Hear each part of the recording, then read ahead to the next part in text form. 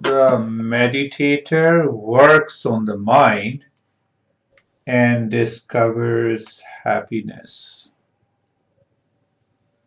Meditator, not, or you can say a seeker of meditation, discovers that he has to work on the mind in order to succeed in discovering peace and happiness. So, what our master says, the masters of Eastern wisdom says, by chance, it is not a chance, but the good karma that we had done in the past triggers the mind to find peace and happiness within. That is the first thing to know. Not only that, good karma inspires us to find the peace and happiness in life, but it also helps us to meet the teacher. Find out how we met. By it is not by chance. It is the existence that makes us meet to receive, to exchange the good karma together. That is why we have been together for so many years now. Now, along with that good karma, there are also the past impressions that causes the suffering, which is known as the bad karma. So they both exist simultaneously.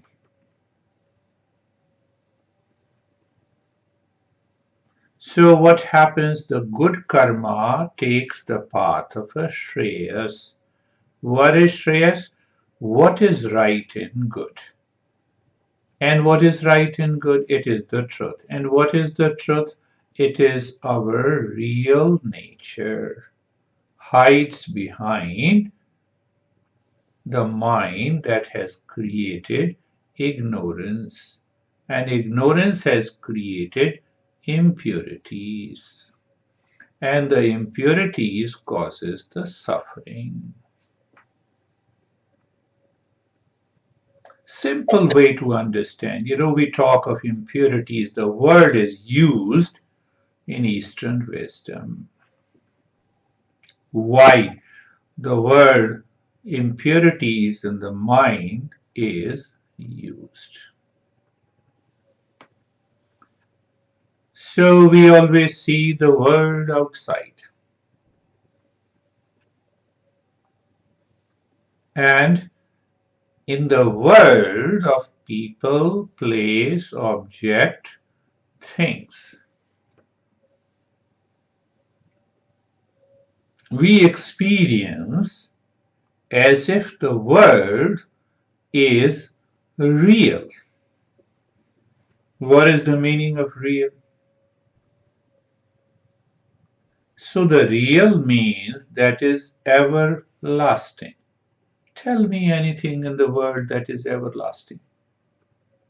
The world is in flux, it is constantly changing, and the mind is holding on to an object, to a person, to a thing, to the possessions. You buy a car for about a week. What happens? The pleasure appears real to possess the car. But there are two things happens. There is a first superimposition that car will remain with me forever. It comes from the unconscious and the habitual mind. Second, this car is me and mine. So two superimposition takes place by the mind, and that causes the impurity. And there is a third imposition. New car breaks up, sorrow. New car we enjoy, joy. So the experience of the joy and the sorrow alternates with everything in the world outside. Take an example of your dear and near ones, joy and sorrow. Why don't you listen to me? You are my son, and doesn't listen, so I get sorrow. Listen to me, I get joy. Same thing applies to the objects of the world. So three superimposition. And it takes time for the mind to understand, followed by the practice to change, to transform the mind. Until we become a seeker, committed seeker, with a regular practice, it doesn't change. Why it does not change? I did the practice, I'm very much relaxed and calm, and I open my eyes, and my mind creates these three superimpositions. What is the three superimpositions? First, the moment the mind goes outside, I'd say this world is real. Look at anyone, everyone is changing. Everything is changing. How can the changing would be real? Second superimposition by the mind due to ignorance. So what is that superimposition? First is this world is real. Second superimposition that this world is me and mine. Everyone lives in its own shell. A couple has 10 kids, they live in their world. Couple has no kids, they live in their world. A parent has a problem, they live in their world. Huh? Take an example of me. I, as a parent, live in my own world. So, this is the second superimposition which I claim me and mine. I can only claim me and mine once the mind forces me to accept the world is real. Now, question comes why this crazy mind, claims the world is real because it is a first person experience. I experience joy, I experience sorrow. To tell other people, I say, no, I have 4 kids. I'm a father and mother of 4 kids. For example, I own a house, I own a car. So it causes the two superimposition. First is world is real. Second is Second is this world is me and mine. But why the mind claims? Because I experience joy and sorrow. Sometimes joy, sometimes sorrow. And we avoid, we avoid what we avoid? We avoid problems. We avoid understanding this is not real. And when I avoid this, what happens? The joy and the experience of the sorrow alternates in my life. This means the mind is working on me. When the mind is working on me, it makes me crazy sometimes, it makes me lazy sometimes, it makes me angry sometimes, it makes me upset sometimes, it gives me a little experience of joy for the time being, and that joy also does not last long. So, when we understand it is our experience, thought, and speech by which we express that nothing is everlasting, we avoid that and we continue our journey with a mixed experience of the joy and the sorrow. It is because of the past impression, my habit, I don't want to change, I don't want to transform my life. So, what is the key to transformation? Change. Always thinking, first knowing the principle. I want to work on the mind or I allow the mind to work on me.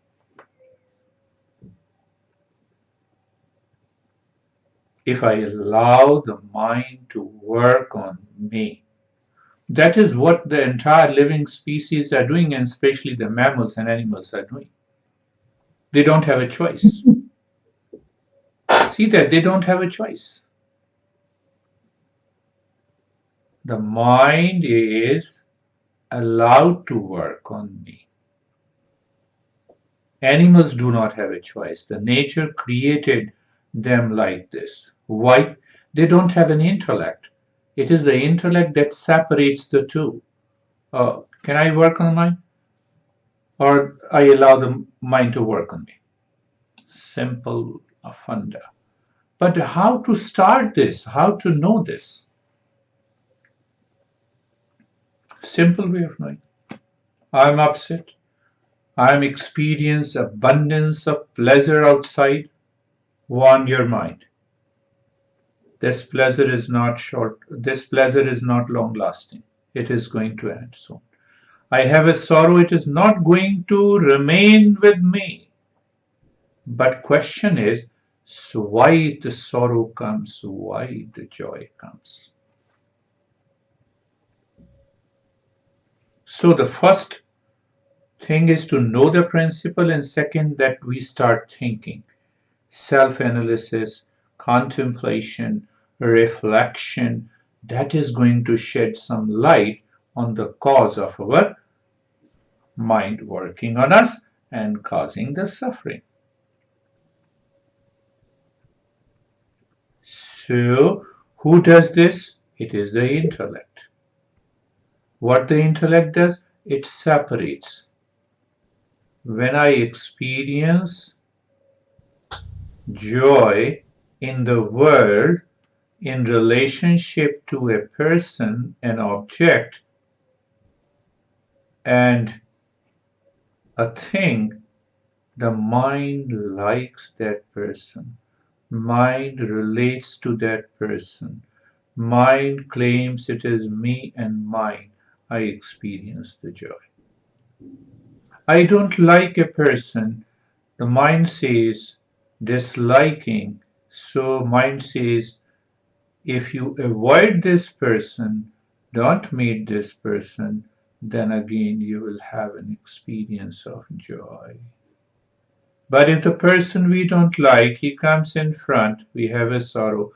If a person whom we like comes in front, so what is the root? Root is liking and disliking. And why this is happening? It is happening because the word is me and mine, and because I claim that the word is real, and these are the three superimpositions causing the suffering in our life. So we have to become a seeker after understanding and reflecting. So what we are working in meditation. Meditator works on the mind to drop three superimpositions. Well, no, okay. You said that I have dropped all the superimpositions. Then what? Then the same mind becomes our helper. The same mind realizes the true nature. The same mind discovers the permanent peace and happiness deeper within us. That is what happens by the practice of meditation. That is why every master says, what is the goal of meditation? Through the practice of meditation, we get knowledge of our true nature. And when we get knowledge of our true nature, that true nature is full of permanent peace and happiness. And when that true nature reveals itself, the permanent peace and happiness, the mind drops their three superimposition. These three superimpositions are nothing but, we say, ignorance. We say incomplete knowledge. And it is the ignorance that causes the impurities in the mind. And what are those impurities? A strong likes and dislikes, a constant experience of the joy and sorrow alternating, desire of seeking others and projecting happiness, and then not getting the happiness, anger and hesitation and anxiety and fear. Getting it, greed comes. So the entire vicious circle starts. And that do not allow, that vicious circle continues in the mind, that means that the mind is working on me. And if I go above that vicious circle, I'm working on the mind. It doesn't mean that I should leave everyone. It simply means that I maintain. When the person comes, mind wants to avoid, you maintain the indifference.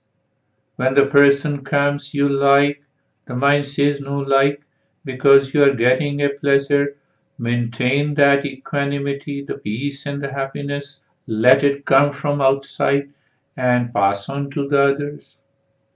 So there are a lot of tips and the principles that follows once we succeed in meditation. This is what happens. So let